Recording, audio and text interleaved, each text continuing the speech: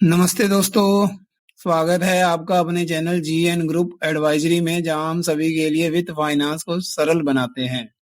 आज का विषय है एनएवी यानी नेट एसेट वैल्यू। बहुत से लोगों ने इसके बारे में सुना होगा, पर क्या आपको समझ में आता है कि एनएवी क्या होता है? चिंता ना करें, आज हम आपको इस अवधारणा को सीधे और सरल भाषा में समझाएंगे। तो चलिए शुरू करते हैं।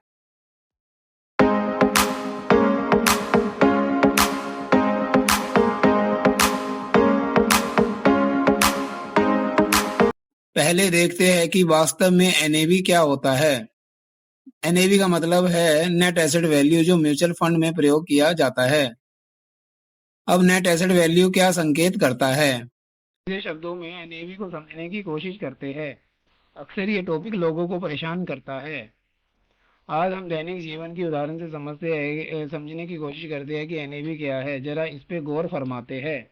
जब भी हम कुछ खरीदते हैं तो इस चीज का जो भाव, रेट या प्राइस जो होता है, उसे म्यूचुअल फंड टर्म में एनएवी के नाम से जाना जाता है। इसलिए जो एनएवी है वो रोज की अलग अलग होती है। जैसे मान लो आप कांच के गिलास खरीदने गए, एक गिलास का एक तय मूल्य होगा। मान लीजिए मैं थोड़ा ज्यादा साधारण शब्दों में समझाने के चक्कर में गिलास की कीमत को 10 रुपए मान लेता हूँ। अब हम ये समझते हैं कि मान लीजिए कि आपके पास कुछ पैसे हैं। अब आप इन पैसों के गिलास खरीदते हैं। मान लो आपने दुकानदार को 100 रुपए दिए, तो आपको कितने गिलास मिलेंगे? आपको जो गिलास प्राप्त होंगे वो होंगे 10। कैसे? आइए समझते हैं। इसकी गणना कुछ इस तरह से की जाती है। कुल पैसे डिवाइडेड बाय गिलास का मूल्य इक्वल टू प्राप्त गिलास की संख्या। यहाँ पे हमारे पास कुल पैसे है 100, और एक गिलास का मूल्य है 10, और उसको हमने 100 को 10 से भाग किया, तो हमारे पास प्राप्त गिलास की संख्या जो आई वो आई 10। अगर मेरे पास 120 रुपए होते तो कितने गिलास आते? कुल पैसे इक्वल टू 120, एक गिलास का मूल्य 10। कुल पैसे डिवाइडेड बाय एक गिलास का मूल्य इक्वल टू प्राप्त गिलास की संख्या 100। 120 को मैंने 10 से भाग किया तो 12 आया। ये जो प्राप्त गिलास की संख्या है, इसे हम म्यूचुअल फंड में यूनिट्स के नाम से जानते हैं। इसको हम आगे वीडियोस में विस्तार से समझेंगे।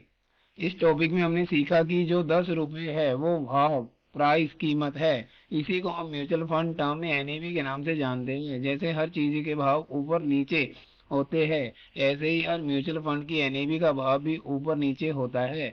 हम इससे मिलते जुलते और भी टॉपिक है जो लोगों के लिए चिंता का विषय होने कवर करेंगे।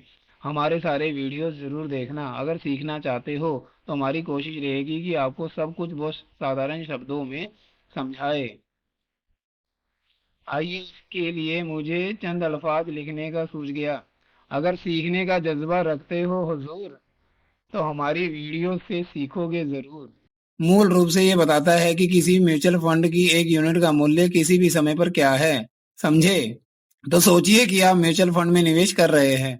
हर म्यूचुअल फंड के पास एक कुल कुल मूल्य होता है, जिसमें उसके सभी निवेश शामिल होते हैं, जैसे कि शेयर, बॉन्ड और कुछ अन्य निवेश।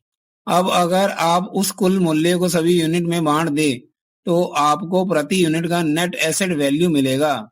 सरल, सही। अब हिंदी में इसे समझते हैं। अगर एक म्यूचुअल फंड का कुल मूल्य मान लीजिए 1000 रुपए है और कुल यूनिट 100 है, तो प्रत्येक यूनिट का एनएवी होगा 10 रुपए। इसका मतलब एक यूनिट का मूल्य 10 रुपए है। यह यूनिट मूल्य दैनिक रूप से अपडेट होता है, म्यूचुअल फंड में निवेश के प्रदर्शन पर आधारित। अब सवाल उठता है कि एनएवी का महत्व क्या है। ये निवेशकों को अपने निवेश के मूल्य को समझने में मदद करता है। जैसे ही एनएवी बढ़ता है, आपके निवेश के मूल्य में वृद्धि को दर्शाता है, और उल्टा भी। इसलिए लोग एनएवी को निकटता से मॉनिटर करते हैं, ताकि वे अपने निवेश के प्रदर्शन को ट्रैक कर सके। अब कुछ कारक है जो एनएवी को प्रभावित कर सकते हैं। उदाहरण के लिए बाजार की अस्थिरता, मूल निवेशों के मूल्य में परिवर्तन, लेन देन के लागत और प्रबंधन शुल्क सभी एनएवी को प्रभावित कर सकते हैं। इसलिए निवेशकों को इन कारकों पर नजर रखनी चाहिए। इसके आधार पर एनएवी किसी भी म्यूचुअल फंड में निवेश करने वालों के लिए एक महत्वपूर्ण अवधारणा है। यह आपको प्रति यूनिट निवेश के मूल्य को समझने में मदद करता है, और जितना अधिक आप निवेश को समझेंगे, उतनी ही आपकी वित्तीय योजना मजबूत होगी। आपने अपना कीमती समय मुझे दिया, उसके लिए बहुत बहुत शुक्रिया। हमारे चैनल को लाइक, शेयर और सब्सक्राइब जरूर करें, और इस वीडियो को दूसरों लोगों तक शेयर जरूर करें। Thank you.